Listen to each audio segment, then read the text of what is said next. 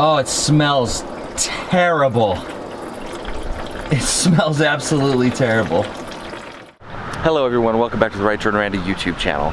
This is the second video in rebuilding the Hummer H3 Alpha. We got the transfer case out in the last video. That was a total pain. Red Loctite on every single bolt, the mounts, everything. So in this video, we're gonna start prepping the whole car to get the engine and transmission out.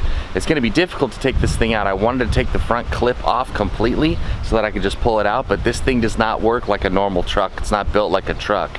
It's on a Colorado chassis, so it's a unibody, the whole thing. So we couldn't take the front clip off, but there's ways around that. So I hope you guys enjoy the video. Thank you so much for watching. Oh boy, these are the parts that kind of suck about working on cars. So, I pulled a bunch of stuff off the front of the Hummer. Fender liners out of there. Almost was getting ready to take the fender off. Got the front bumper off, the grill off. I got the headlights off. I got all kinds of stuff off the front.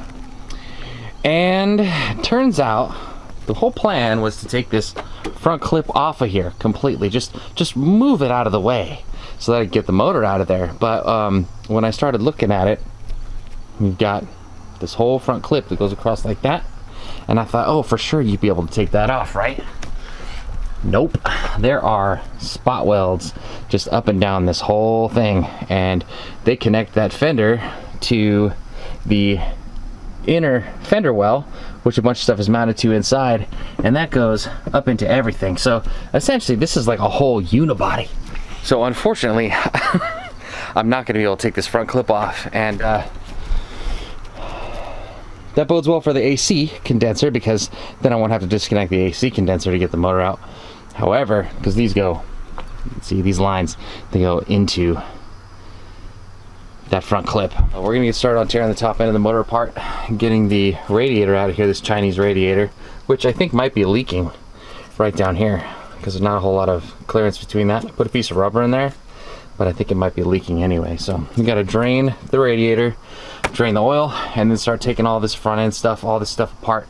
And then eventually we should be able to tilt it enough, I think, that we can pull it up and out of here, because there's a lot of clearance, a lot of ground clearance on the bottom, and a lot of room for it to tilt to come out. So whew, that's the plan. A lot of work on that front end for nothing, but fortunately, I mean, there's little things here like, you know, easier access to get to certain things, I guess. Maybe we can go through and take care of some rust and stuff while we have this all opened up. Maybe that'll be a good thing. Pressure wash this, get all the bugs out of all that, and at least make the most of this mistake that we made. But it's gonna be all good. You have to do a little change of plan. I saw someone on TikTok say that these spring clamps from the factory are better than worm clamps, and I just want to go on record and say that that guy is an idiot. This tab broke off of here, and now there's no way for me to compress this and get it off, so I got to take a cutoff wheel, get that puppy off of there. Whee-wee. Got the intake manifold off of this thing. Guess it doesn't look too bad. I've never taken an intake manifold off an LS before, but it's pretty nasty underneath. Doesn't look too bad, but there's a lot of this. There's a lot of that buildup on the sides there, carbon, and it's gross down in there. So this motor's got 190 something thousand miles on it. I'm thinking I might just take the whole thing apart. I'll clean it up, and I know it still runs. But it leaks oil all over the place, and with all that carbon in the heads, it might be a good idea just to rebuild it. I'm trying to get this pan off of this thing. It is going to be going everywhere.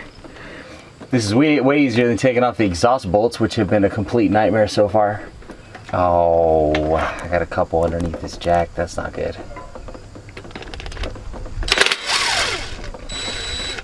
It's dripping from like everywhere. Okay. Oh my gosh, this is gonna go everywhere. And now that there's like a transmission fluid rainstorm over here. Oh, there she goes.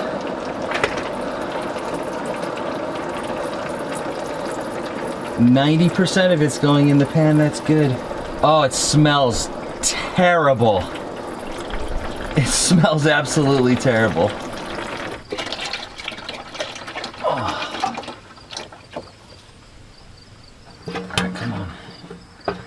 That is, but whatever it is, I don't want to break it.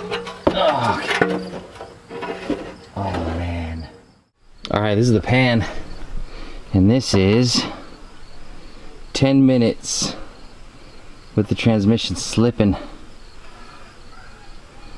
That's all clutch material right there. It's pretty bad. This is the drain plug. There's a bunch of ick in there. Yeah, that's bad. This thing is freaking toast. Freaking toast. Yeah, that's terrible, but it's okay. I'm gonna dump the rest of this out, put the pan back on, and then we should be able to having a hell of a time getting the exhaust bolts out. Like, they're being absolutely impossible. This was the first exhaust flange bolt. Hit it with the air hammer, chiseled it, and then eventually with a whole bunch of heat and a whole bunch of effort, hammered a socket on, and it finally came off. That was nut 1. There's still 5 more of those bad boys under there, so I'm not looking forward to that. I've been on this puppy all day, so I got the whole water pump assembly with like all the lines attached to it out. So I've almost stripped the front. I took the centerpiece out, and it was connected down to the I think these are the ABS, or not the ABS, the crash sensors down there, the airbag sensors.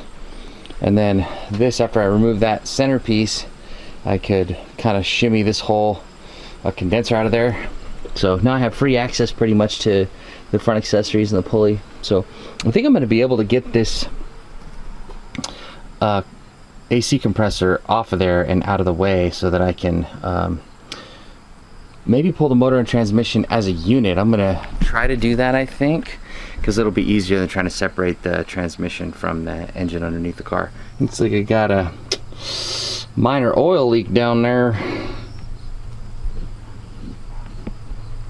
I'm not real sure how bad that is for a motor that's got 200,000 miles on it. Of course, there's coolant everywhere, but you can see the front cover's been leaking for sure, and maybe even the front seal, because down at the very, very bottom, it's sort of clean down there. I don't know if you can see it behind the pulley there, but it's clean right underneath, which means oil's flowing out of there, but it is gunky and nasty over in this like little corner here. But that's gonna be, it's gonna be nice to pull the motor apart and get all these seals sealed back up, because you can see it's been leaking over on the valve covers on both sides too. So I don't know if that's just because it's got like 200,000 miles on it, like maybe, but if this is the original engine anyway. So not a whole lot left to pull off here. I was surprised at how little harness there really was to disconnect, because this doesn't have the DOD or anything like that. Been fighting the exhaust bolts all day, and they have been impossible. Like, do not want to come off. I've been hitting them with the impact at 120 psi, half-inch impact, and they do not want to budge. So I've hit them with PB knock loose like 3 days in a row. I've hit them with heat. The one that I got off, I only got one of them off so far, and that was this bad boy right here. But I don't want to do that with all of them. I don't even have the access to do that with all of them. So made a lot of progress today. I've been trying on these exhaust manifold bolts all day. Really good view of this one in here, that bolt right there, and man, I've hit it with the half-inch impact, 110 psi, 120 psi. Put the propane torch on it for like 5 minutes straight, and then hit it with water.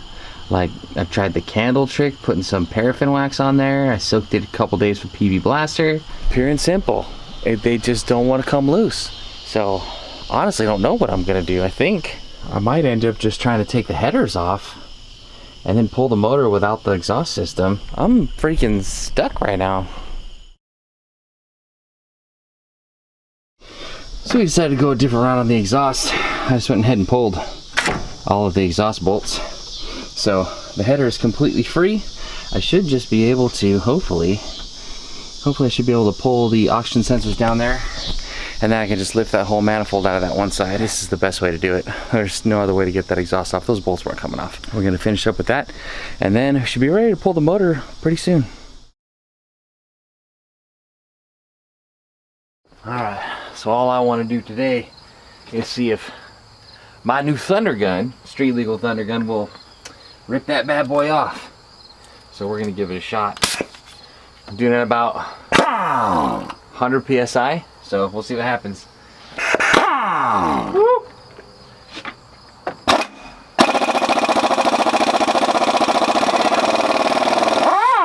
Woo-hoo! Dang, that made short work of that, dude. Woo-hoo! Alright, now this is kind of a funky setup, but we're gonna see. Hopefully I don't break this socket. And this thing should pull back maybe a little.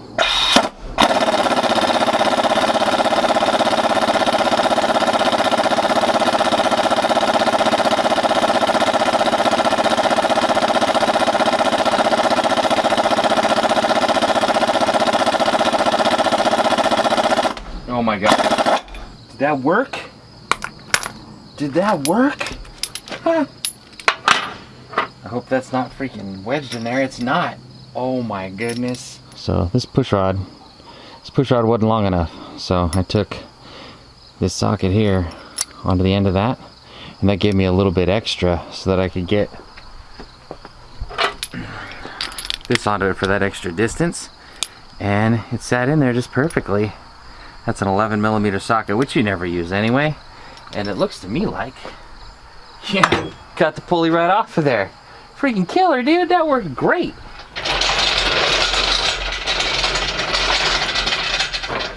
So it turns out I gotta remove the engine mounts to have room to take this thing out of there, and sure enough, red thread locker on the engine mounts. What kind of sick human being puts red Loctite on engine mounts? Engine mount bolts. Like, you don't have to do that. Look at that. Look at that. You don't have to do that. You don't have to do that.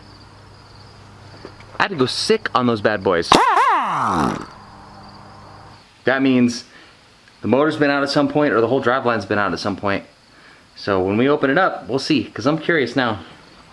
But one side's off. That should give me a little bit more room, because it's really tight in there. I don't know if I'm going to be able to get the engine transmission out as one piece. I'm going to try, but I don't know. Okay, this is absolutely wild. I was skeptical that I was going to be able to get this thing out, that it was going to come out with the transmission still attached. But it looks like it's barely got enough room to come out of there. There's no way you could do this without a load leveler, I don't think.